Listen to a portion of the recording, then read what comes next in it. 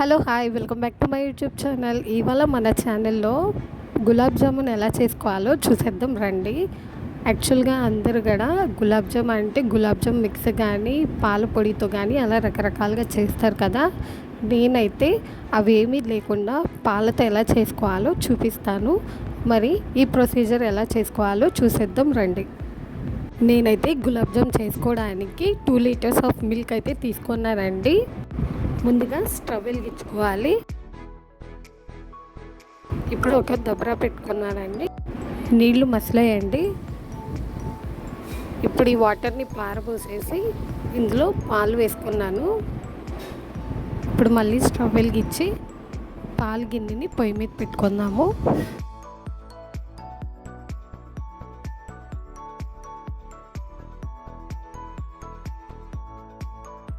ఇప్పుడు స్టవ్ మీద పెట్టుకున్న పాలు పొంగొచ్చేదాకా స్లిమ్లోనే పెట్టుకోవాలండి.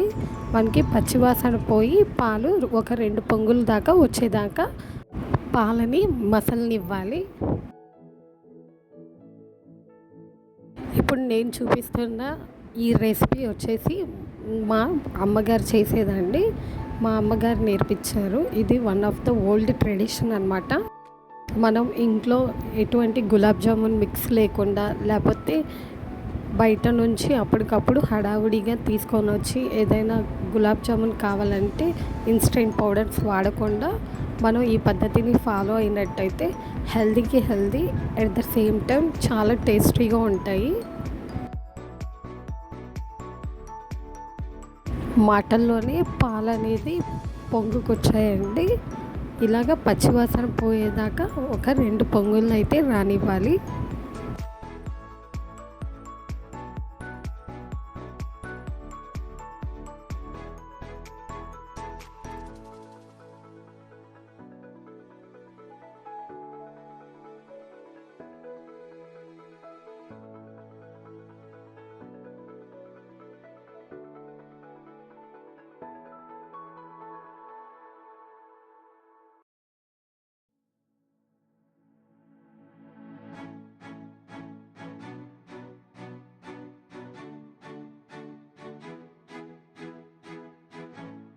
పాలు పచ్చివాసన అనేది పోయి 2 పొంగులు అనేది వచ్చిందండి. ఇప్పుడు ఇలా పాలని చక్కగా కలుపుకొని పాలన్నీ కూడా మరిగేదాకా కలుపుకోవాలి. 2 లీటర్స్ ఆఫ్ పాలు తీసుకున్నాను కాబట్టి ఈ 2 లీటర్స్ ఆఫ్ పాలు కూడా మనకి చక్కగా దగ్గరగా మరిగి కోవాలాగా అవ్వాలండి. అప్పుడు దాకా కలుపుకుందాము. పాలని ఇప్పుడు హై ఫ్లేమ్ మీద పెట్టుకొని చక్కగా దగ్గరగా మరగనివ్వాలి.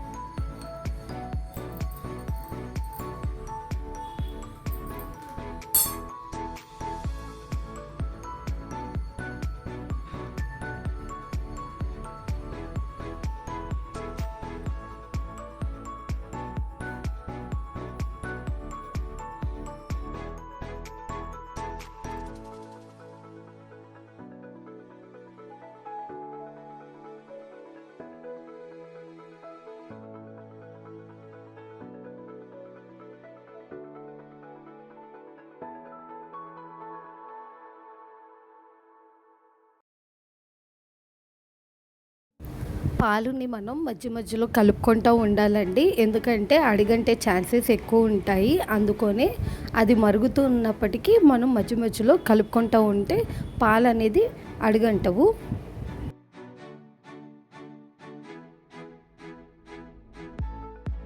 ఇలా కలుపుకున్న పాలు మరి కొంతసేపు మరగనిద్దామండి. మనకి దగ్గరగా కోవా కన్సిస్టెన్సీ రావాలి.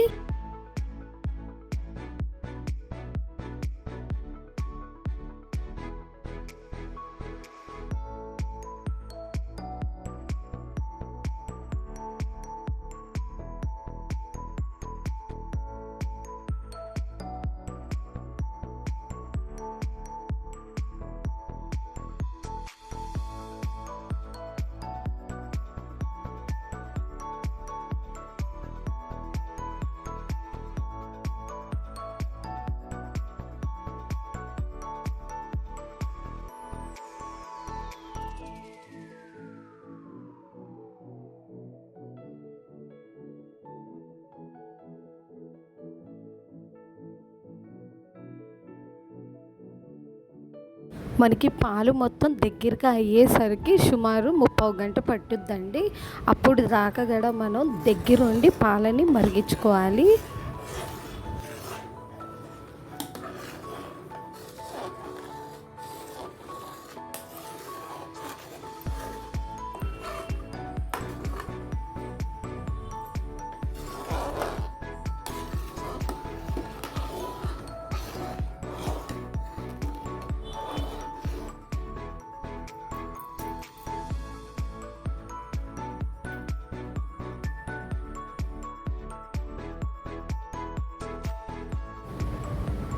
మీరు గమనించినట్టయితే చూస్తున్నారు కదా, మనకి పాలు కలర్ కాస్త కొంచెం కోవా కలర్లోకి చేంజ్ అయ్యాయి. At the same time milk అనేది కొంచెం థిక్నెస్గా గాఢగా ఏర్పడింది. ఇలాగే పాలని ఇంకొంచెం దగ్గరగా మరిగించుకుందాము.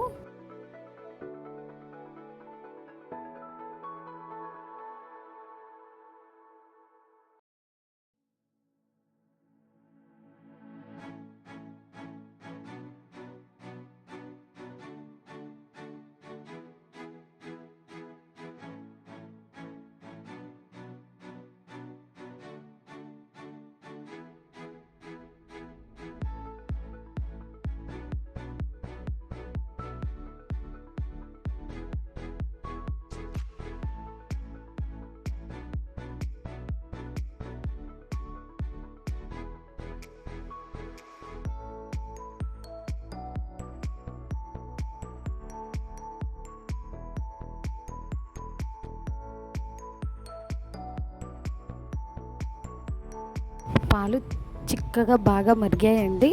ఇంకొంచెం 5 మినిట్స్ ఆగితే మనకి కోవా కన్సిస్టెన్సీ వచ్చేసిద్ది. అప్పుడు దాకా ఇలాగే పాలని కలుపుకుంటూ ఉండాలి.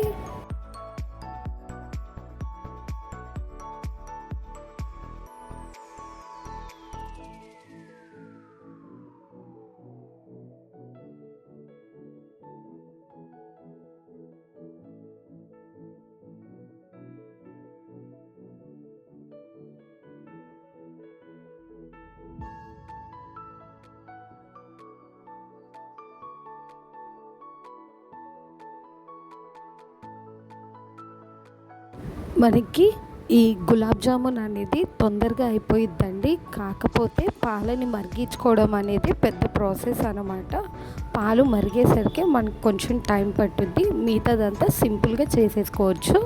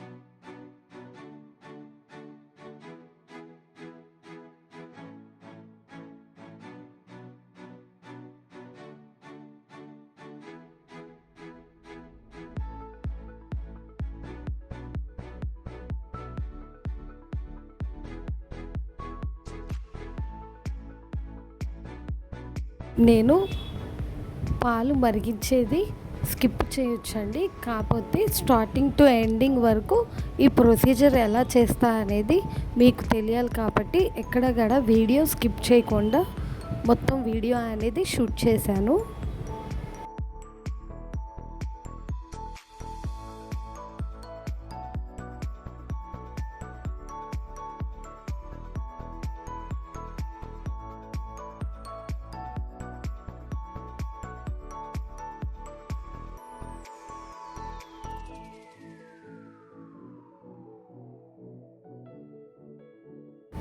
చూస్తున్నారు కదా, పాలు చక్కగా మరిగి మనకి కోవా కన్సిస్టెన్సీ లాగా గాఢగా వచ్చేసిందండి.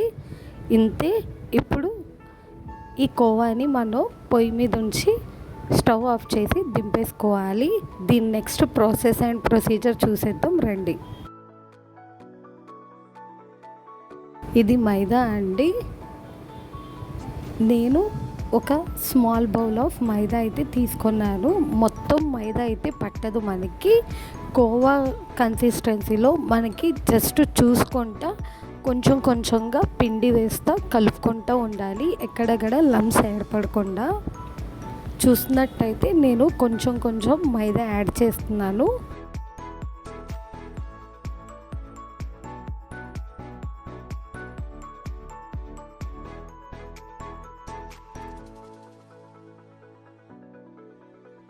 మనకి కోవా మరీ పల్చగా కాకుండా at the same time Dove అనేది హార్డ్గా కాకుండా స్మూత్ టెక్స్చర్ ఉండేదాకా కలుపుకోవాలండి.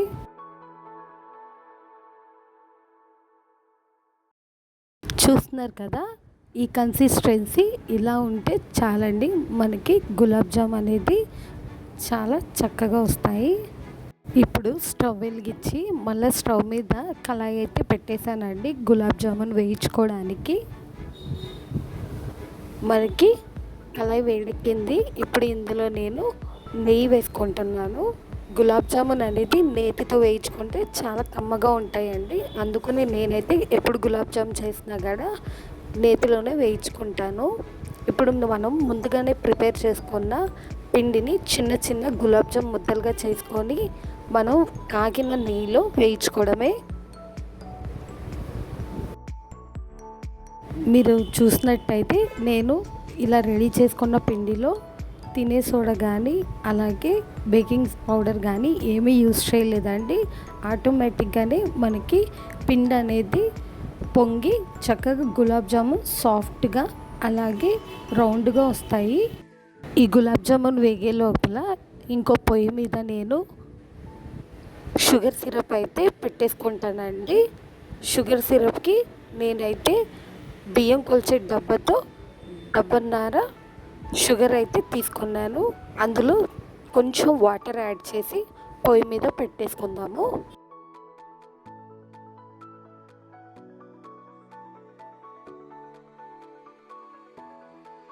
ఇప్పుడు ఒకవైపు కాలిన గులాబ్ జామున్కి ఇంకోవైపు ట్విస్ట్ చేసుకుంటూ కాల్చుకుందాము.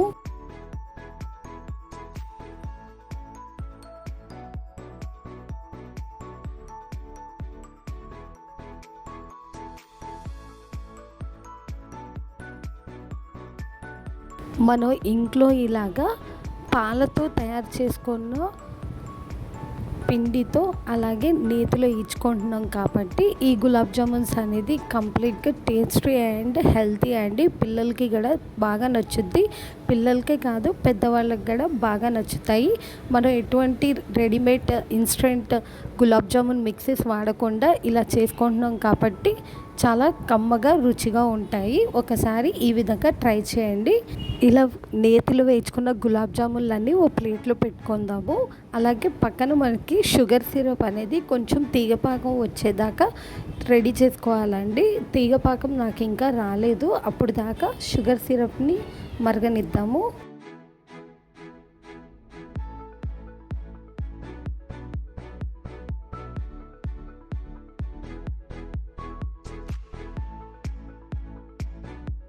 గులాబ్ జామున్స్ ఎప్పుడు రౌండే కాకుండా ఇలాగ ఓవెల్ షేప్స్లో కూడా చేసినట్టయితే చాలా బాగుంటాయండి. చూడ్డానికి అట్రాక్టివ్గా ఉంటాయి, టేస్ట్ కూడా యమ్మీగా ఉంటుంది.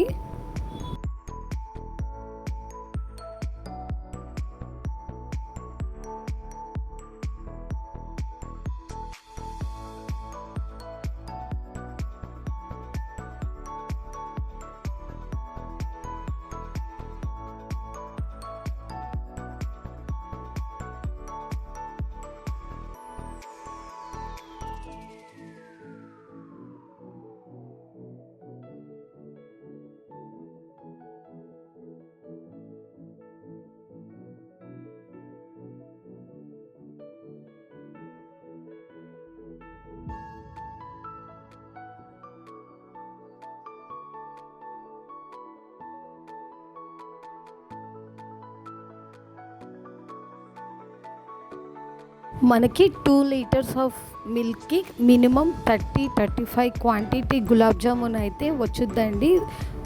Based on the size we prefer అనమాట.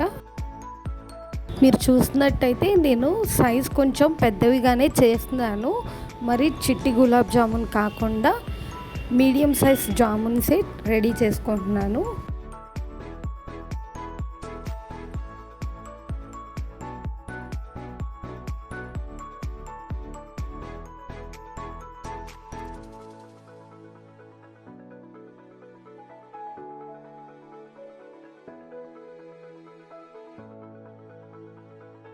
చూస్తున్నారు కదా, షుగర్ సిరప్ కూడా నాకు రెడీ అయిపోయిందండి. ఇలా మరిగిన షుగర్ సిరప్ని స్టవ్ ఆఫ్ చేసుకొని ఇప్పుడు ముందుగానే మనం వేయించుకున్న గులాబ్ జామును ఈ షుగర్ సిరప్లో అనేది ఒక్కొక్కటిగా వేసుకుందాము.